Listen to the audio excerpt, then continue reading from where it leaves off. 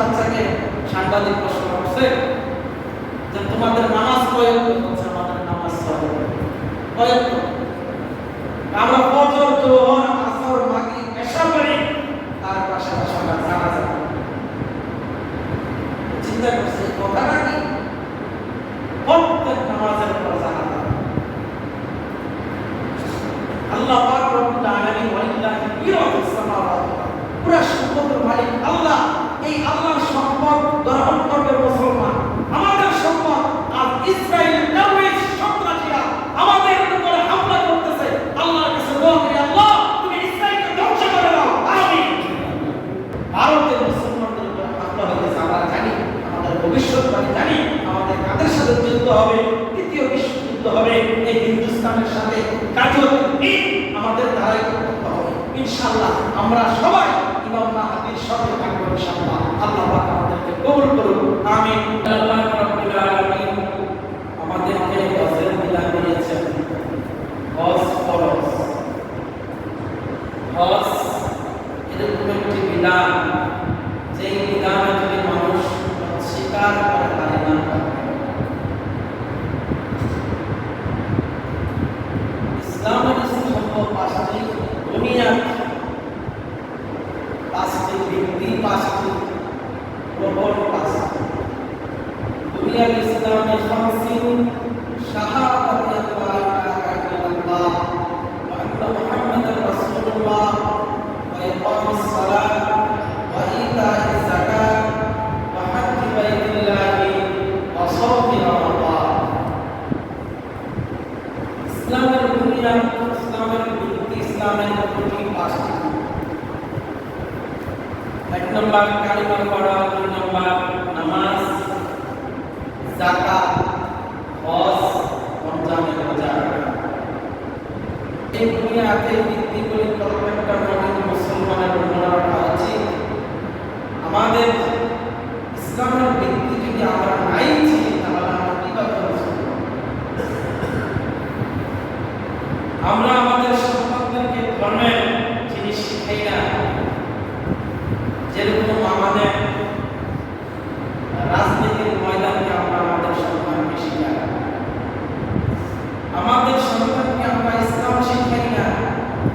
যেরকম আমরা আমাদের ব্যক্তিকে চিনাই, আমি আমার ধর্ম ইসলাম, এটা ভিত্তি, এটা খুঁটি, এগুলি আমরা আমাদের সন্তানদেরকে চিনাই না। আমরা আমাদের নেতাকর্মীকে আমাদের সন্তানকে চিনাই। আল্লাহ পাক রব্বুল আলামিন আমাদেরকে দুনিয়াতে এমনিতেই পাঠায় না।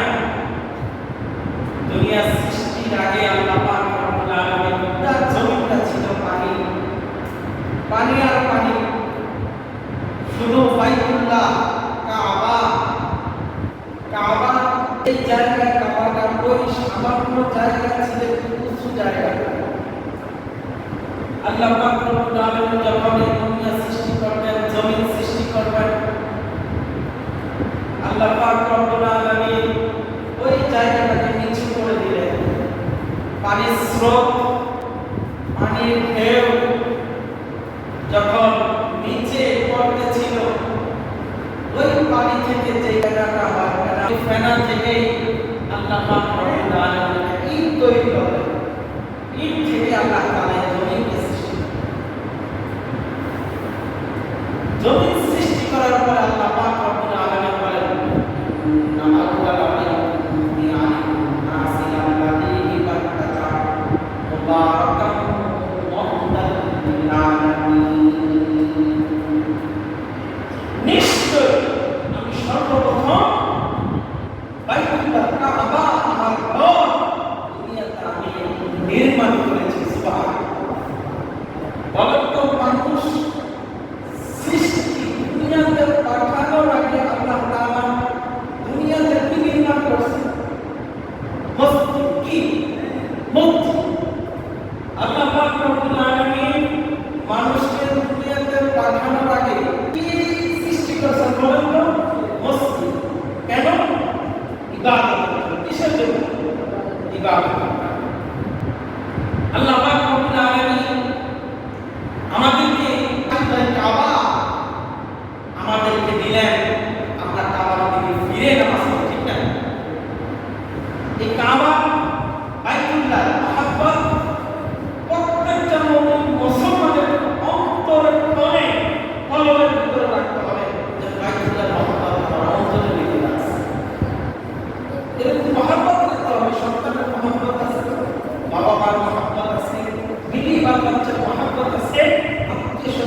মহব্বত আছে, তার চাইতে বেশি মহব্বত রাখতে হবে কাবা।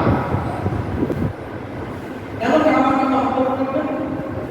আমরা দুনিয়াতে যে খাল বিল দেখি, নদী নালা দেখি, এইখানে একটা স্থান আছে।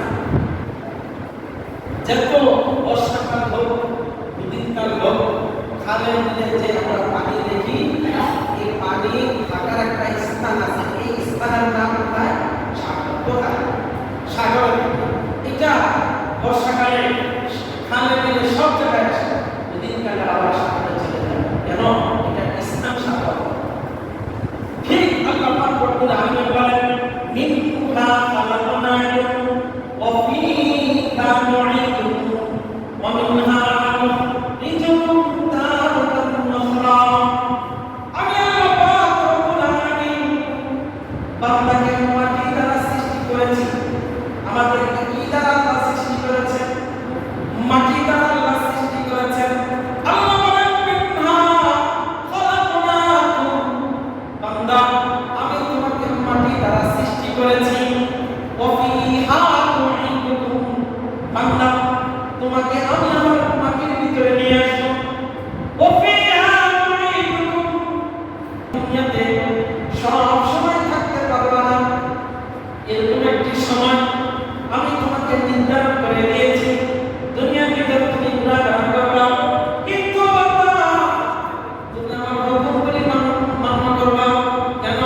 আল্লাহ বলে, ইন্নাল্লাহা বাইতুল মুদিয়া লিন-নাসি আল্লাযী বিবাক্কাতা মুবারাকান ওয়া হুদাল লিল আলামিন। বান্দা তোমাকে দুনিয়ায় পাঠানোর আগে আমি আল্লাহ পাক রব্বুল আলামিন আমার ঘর নির্মাণ করেছি। দুনিয়াতে পাঠাইছি শুধু খাই ভোগের না, তুমি যেন ইবাদত করতে পারো, আমার কুদরতি পায়ে দৈনিক 5 বার সিজদা দিতে পারো। তাই জন্য আমি এই কাবাকে বানাইছি, আমার ঘরকে বানাইছি। আল্লাহ পাক রব্বুল আলামিন বলেন, ওয়া মিনহা নুখরিজুকুম তারাতান উখরা। বান্দা যখন তোমাকে আমি আবার জমিনে নিয়ে আসবো, আবার জমিন থেকে আমি তোমাকে উত্তোলন করব। কাল কিয়ামতের ময়দানে আমি যখন তোমার হিসাব নিব, হিসাবের আগে আমি তোমাকে আবার জমিন থেকে উঠাবো। তাহলে আল্লাহ পাক রব্বুল আলামিন আমাদেরকে মাটি দ্বারা সৃষ্টি করেছেন, আবার আমাদেরকে মাটির ভিতরে নিয়ে আসবেন। কেন? আমাদের ঠিকানা হচ্ছে মাটি। পানির ঠিকানা যেমন সাগর, আমার আপনার ঠিকানা কোথায়? আমার আপনার ঠিকানা কোথায়? মাটি।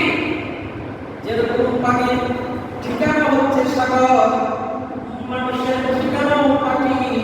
বান্দা যতই হয় হুল্লা করো না কেন, একদিন না একদিন মাটির ভিতরে আসতে হবে। তাই জন্য আল্লাহ পাক রব্বুল আলামিন বলেন, বান্দা তোমাকে আমি মাটি দ্বারা সৃষ্টি করেছি, আবার মাটিতে নিয়ে আসবো, আবার এই মাটি থেকে তোমাকে আমি উঠাবো। তাহলে আমাদের স্থান হচ্ছে মাটি, আমাদের দেহ মাটি। মুফাসসির কেরামরা বলেন, ও বান্দা, তোমাকে আল্লাহ পাক রব্বুল আলামিন কাবার মাটি দ্বারা সৃষ্টি করেছেন। কেন? সর্বপ্রথম মাটি হচ্ছে কাবার মাটি। কিসের মাটি? আমাকে আপনাকে সৃষ্টি করেছেন কাবার মাটি দ্বারা। কিসের মাটি দ্বারা? কাবা। আর আপনাকে আমাকে মাটি দ্বারা সৃষ্টি করেছেন। কিসের মাটি? কাবা, পবিত্র মাটি। সুবহানাল্লাহ। আমাকে আপনাকে সৃষ্টি করেছেন কাবার মাটি দ্বারা। দুনিয়াতে যেমন আমরা কাবাকে ভালোবাসি, কাবার দিকে ফিরাইয়া নামাজ পড়ি, ঠিক কিনা? জিন্দা অবস্থায় আমরা কোন দিকে ফিরে নামাজ পড়ি? কাবার দিকে, ঠিক না? আবার যখন মানুষ মারা যায়, বলেন তো কবরে যখন মুর্দাকে রাখা হয়, তার মাথাটা কোন দিকে দেয়? কাবার দিকে।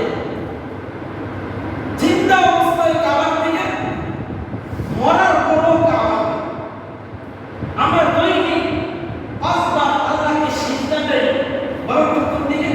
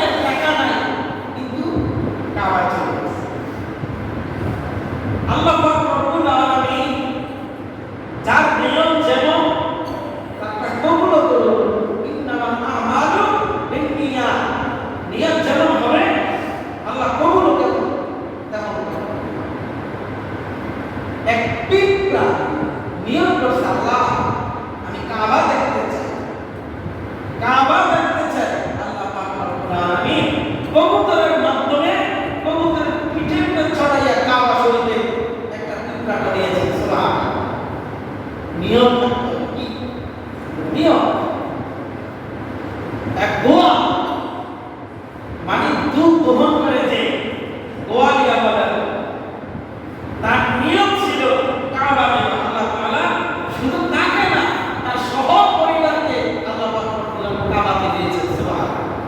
নিয়ম সমস্ত কাজকর্মের নিয়মগুলো করবে, যাই কাজ করবো সব কিসের উপরে? নিয়ম। সবই নিয়ম থাকতে হবে। আমি যাই কাজ করি সব তার উপরে নিয়ম করব। একবারে সব সময় তার অন্তরের ভিতরে তামান্না থাকতে হবে, আমাকে যদি টাকা পয়সা দিতা তাহলে আমি কাবা যাইতাম, আমি গিয়ে তোমাকে গিয়ে ডাকতাম আর বলতাম লাব্বাইক লাব্বাইক লা শারীকা লাকা লাব্বাইক, এরকম বলে ডাকতাম। ওই গোয়ালিয়ার অন্তরের ভিতরে তামান্না ছিল। ওই গোয়ালিয়া যখন এই তামান্না নিয়ে সব সময় আমার কাছে কাটাকাটি করত, ইতিমধ্যে যখন ফজরের মৌসুম এসে পড়ল, ওই গোয়ালিয়া আগের মানুষ ইমামে যাইত না, জাহাজ করে যাইত। ইতিমধ্যে গোয়ালিয়া চিন্তা করলো মানুষটা এখন সব যাবে ফজরের মৌসুমে, আমি তো যাইতে পারবো না, আমার টাকা নাই পয়সা নাই। এরকম চিন্তাধারা করার পরে ওই গোয়ালিয়া মনে মনে চিন্তা করলো যারা হাজি যারা মক্কা যাবে তাদের কত আমি দেখতে পারি, এই পা হেঁটে আমি জাহাজ পর্যন্ত যাই, এই তাদের কাছে একটু দেখে আসি। গোয়ালিয়ার মনে এরকম চিন্তা। যখন নদীর পাড়ে গেল, যাওয়ার পরে দেখে কুড়িরা হাজিদের মান সামানা সব তারা জাহাজের উপরে উঠাচ্ছে। ইতিমধ্যে এক কুড়ি জাহাজ থেকে নিচে পড়ে গেলেন। পড়ে যাওয়ার পরে সে একটু ব্যথা পাইলেন। তখন ওই গোয়ালিয়া তাকে গিয়ে বলল, ভাই তোমার যে কাজটা এই কাজটা আমি করে দেই, তোমার পোশাক টাকা মার্কে দাও, পারিশ্রমিক রাখবে না, যা টাকা পাবো আমি সব তোমাকে দিয়ে দিব।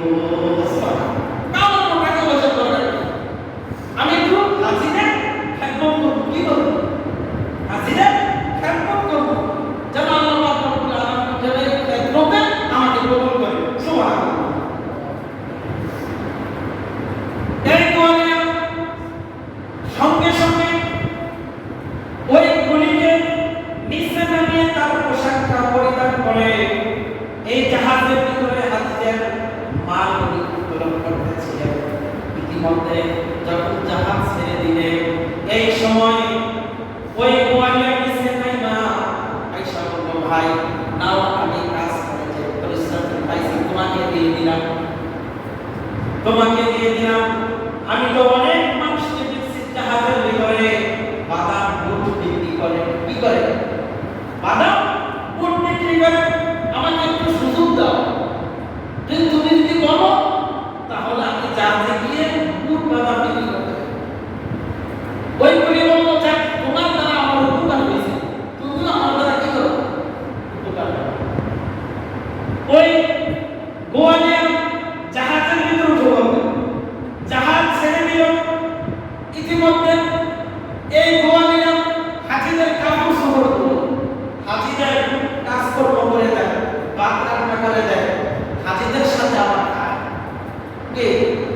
ওই গোয়ালিয়া যার মনের ভিতরে কাবার মহাব্বত, বাইতুল্লাহ যাওয়ার শখ, তিনি হাজিদের সাথে তাদের কাজকর্ম, তাদের কাপড় চোপড়, খাবার দাবার সব কিছু সে নিজে ইচ্ছা করতেছে, মানে হাজিদের করতেছে আর তাদের সাথে খাবার দাবার। এলাম দিল কিছুদিন পরে, বললো হাজিরা সবাই তোমরা কাপড় পরিধান করো, এহরাম বাঁধো। দেখা যাচ্ছে জিদ্দা, এই জিদ্দাতেই তোমাদেরকে নামানো হবে, আর তোমাদের যা কাগজপত্র আছে সব তোমরা পাবো। গোয়ালিয়া কি নেই, কাগজপত্র নেই, সে কি করবে? গোয়ালিয়া চিন্তা করলো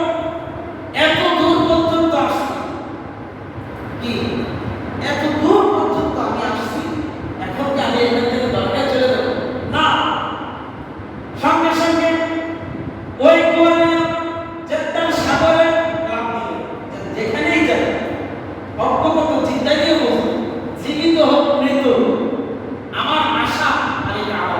সুবহানাল্লাহ। ইতিমধ্যে গোয়ালিয়া সাগরে ঝাঁপ দিল। এরকম সাঁতরাইতেছেন, অনেক সাঁতরানোর পরে দূর থেকে দেখা যায় নির্ভর করে এক ঘরের ভিতরে বাতি জ্বলতেছে। পাড়ের ভিতরে সঙ্গে সঙ্গে গোয়ালিয়া পাড়ে যাওয়ার পরে পার থেকে দেখতেছে কি এক বাচ্চা কান্না করতেছে। কি করতেছে? এক বাচ্চা কান্না করতেছে। গোয়ালিয়া সব কিছু দেখতেছে। কিসের জন্য কান্না করে? ওই বাচ্চা মার দুধ পায় না, তাই তো ওই বাচ্চা কান্না করতেছে। সুবহানাল্লাহ। গোয়ালিয়া সব দেখলেন, দেখার পরে আবার কিছুক্ষণ পর থেকে বৃদ্ধ লোক গরু দোহন করতেছে। কি করতেছে? কিন্তু গরু চামড়া খাইতে গেছে, গরু দোহন করতে পারে না। কি করতে পারে না? গরু দোহন করতে পারে না। বাবা গোয়ালিয়া তো সে কি গরু দুধ তো দোহন করতে পারে, মানে এটা আল্লাহ পাকের ইচ্ছা, এটা কার ইচ্ছা? তার নিয়ম আল্লাহ কবুল করতেছে। ইতিমধ্যে গোয়ালিয়া ওই জেদ্দার মানুষের কাছে গিয়ে বলে, সে আরবি বলতে পারে না, তার ভাষা যেরকম ওইভাবে বলতেছে যে আমি মানে তার ইশারায় দিতে যা কথা। ওই আরবিয়ান বলল, ঠিক আছে তুমি আমার গরুর দুধ দহন করো। ইতিমধ্যে ওই গোয়ালিয়া যখন গরুর কাছে গেলেন, যাওয়ার পরে দেখে ছোট একটি পাখি দিয়ে গরুর দুধ দহন করে। গোয়ালিয়া বলল, বড় বালতি নিয়ে আসো। কি আসো? বড় বালতি নিয়ে আসো। আরবি বলতেছে এইটি পুরে না, আমার এত বড় বালতি দিয়ে কি করব? গোয়ালিয়া বলতেছে এটা গোলানে দুধে বড়। সুবহানাল্লাহ। এটা তারা আরবি আর বুঝে না। এই বড় বালতি দিছে, গোয়ালিয়ার মতন দুধ দহন করতেছে, বালতি ভরে দুধ করতেছে। সুবহানাল্লাহ। এটা আরবিয়ান দেখে বলতেছে, মা আমি এত সুন্দর গরু পালি, আমিও গরু দহন করতে পারি না, আর সে এত দুধ কিভাবে পাইল? আমি তো এত দুধ পাই। এই কথা বলার পরে ওই গোয়ালিয়া বলতেছে, জিদ্দা কোথায়, কাবা কোথায়? আমি কাবা যেতে চাই। ও আরবিয়ান বলল, কাবা যদি তুমি যেতে চাও তোমার কাগজপত্র পাসপোর্ট দরকার, তোমার আছে কি? বলছে নাই। বলছে তুমি আমার বাড়িতে থাকো, আমার এই গরুগুলি দেখাশোনা করো, আর যেটার ভিতরে আমার গরু আছে এটার ভিতরে আমি তোমাকে ম্যানেজার হিসাবে রাখবো। বলছে যাই করো, আমি আগে হজ করবো। কি করবো? যাই করো, পরে আমার আগে হজের দরকার, তো তোমাকে হজ করাবো। এক সপ্তাহে তুমি আমার এই পালন দেখাশোনা করো।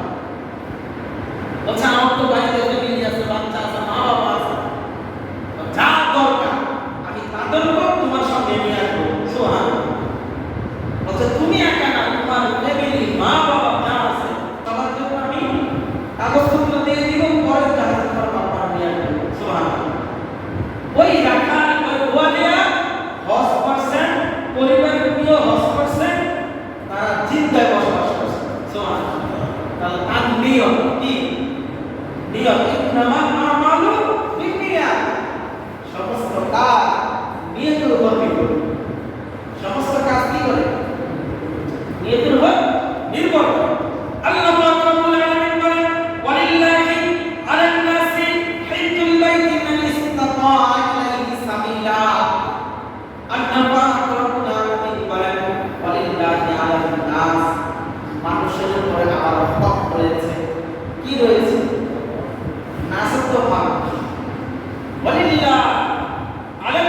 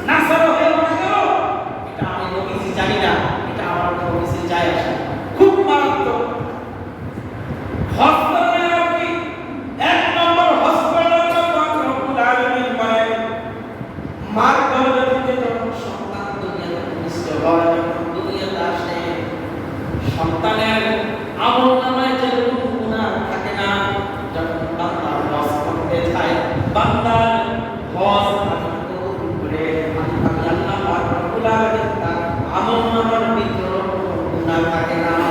সুবহানাল্লাহ। তো যখন হজ করে বান্দা, বান্দার হজের কারণে আমি ওই মাসুম বাচ্চার মতন বান্দার আমলনামা বের করে দেই। সুবহানাল্লাহ। আর বলেন যখন কোনো বান্দা হজ করে যেই টাকা যায়, আমি আল্লাহ পাক রব্বুল আলামিন এই টাকার ভিতরে আমি বরকত দেই। হজ করলে আমি তাকে মৃত্যুর আগ পর্যন্ত অভাবে রাখি না। সুবহানাল্লাহ। যে হজ করে তাকে মৃত্যুর আগ পর্যন্ত তাকে আমি অভাব রাখি না। তাহলে আমরা তো প্রবলেম হয়ে গেল, আমরা আমাদের গুনাহ মাফ পাই না। যেই টাকার জন্য আমরা পরম করে বাড়ি নেই, যেই টাকার জন্য পরের শত্রু খাই, যেই টাকার জন্য আমরা সুদ ঘুষ খাই, যেই টাকার জন্য হালাল হারাম পাচ্ছি না, আল্লাহ বলেন হজ কর, তোকে আমি বরকত দিব। সুবহানাল্লাহ। আমরা তো সবাই জানি গুনাহ মাফ পাইলাম, রিজিক বরকত পাইলাম। সুবহানাল্লাহ।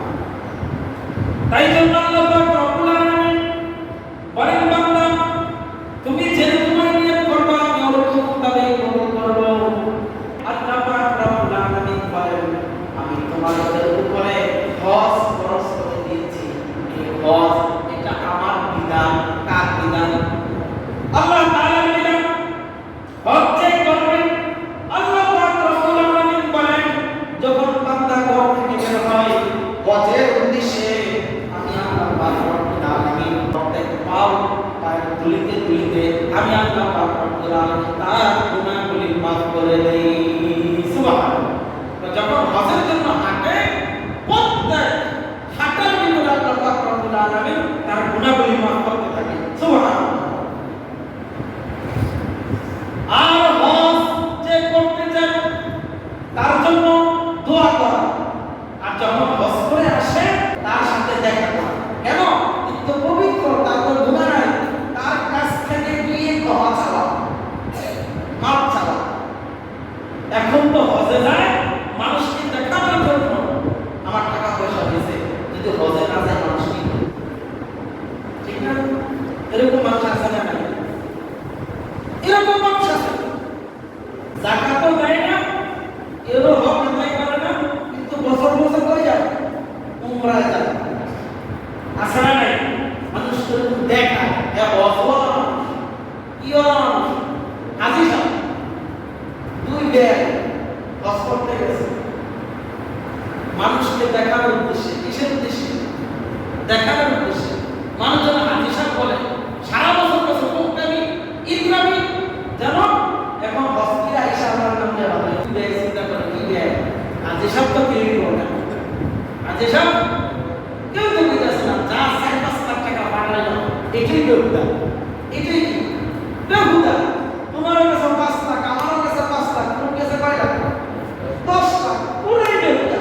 যদি দেশে থাকতাম দুধ বেচতাম, দুধের লাগে 3 কেজি পানি মিলাই দিতাম, 5 হয়ে যেত। 5 লাখও থাকতো, দুধ বেচে কি করতাম? ভালো আছে। আমি চিন্তা ভাবনা করিয়া তাদের দুঃখ 5 লাখ টাকা বুঝতে পারবো। এখনো হাজি সাহেব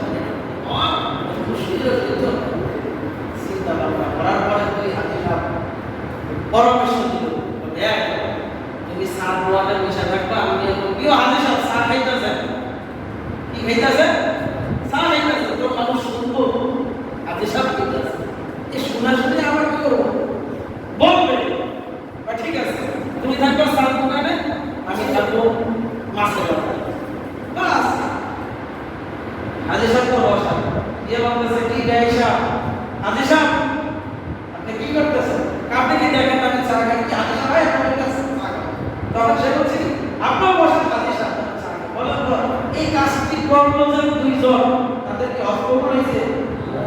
হ্যাঁ, তারা হাজি সাহেব পাইছে, হজ পায় না। কি পাইছে? হাজি সাহেব পাইছে, হজ পায় না। নিয়ত থাকতো বা আল্লাহ সন্তুষ্টির জন্য আমার হাজি কো নালে ফাজি কো, এটা আমার মনে দেখার বিষয় না। আমার উদ্দেশ্য হচ্ছে কি আমি বাইতুল্লাহ হজ কি করব? আমার উদ্দেশ্য কি বাইতুল্লাহ হজ করব। তাহলে আমাদের ভুল হচ্ছে আমাদের সন্তানদেরকে শিখা। আল্লাহ তাআলা আমাদেরকে জমিনে পাঠাইছেন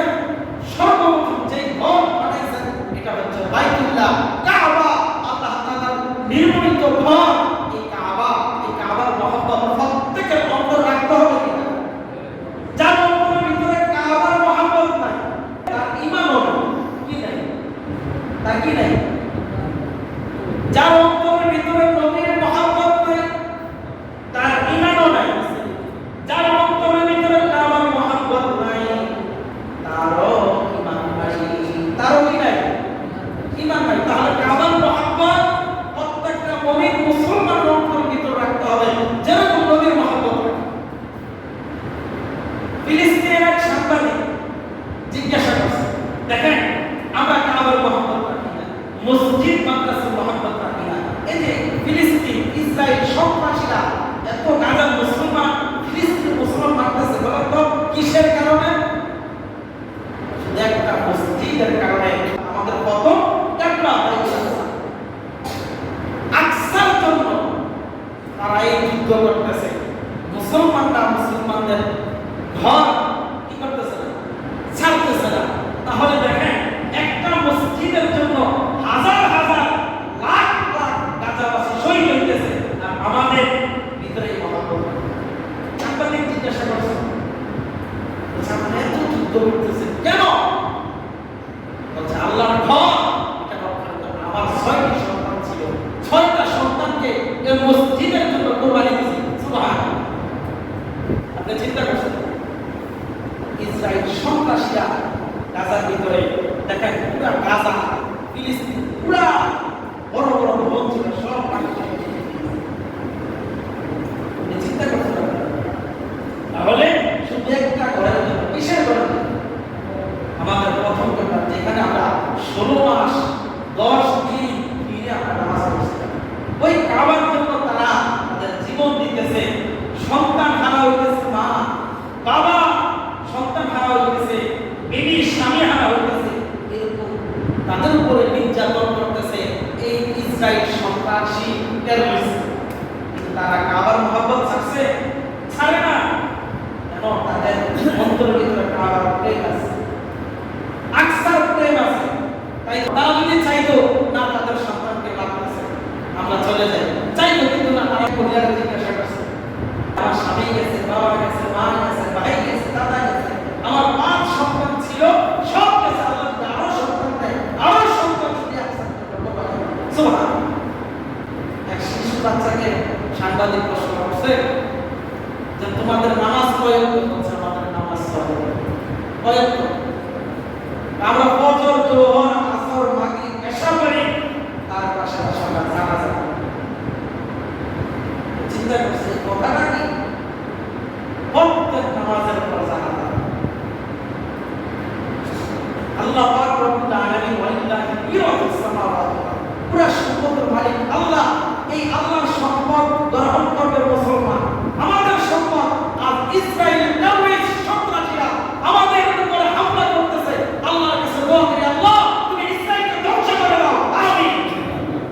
ভারতের মুসলমানদের উপরে হামলা হইতেছে, আমরা জানি, আমাদের ভবিষ্যৎবাণী জানি, আমাদের কাদের সাথে যুদ্ধ হবে, তৃতীয় বিশ্বযুদ্ধ হবে এই হিন্দুস্তানের সাথে। কাজল আমাদের দ্বারাই করতে হবে ইনশাআল্লাহ। আমরা সবাই ইমাম মাহদীর সাথে থাকবো ইনশাআল্লাহ। আল্লাহ পাক আমাদেরকে কবুল করুন। আমিন।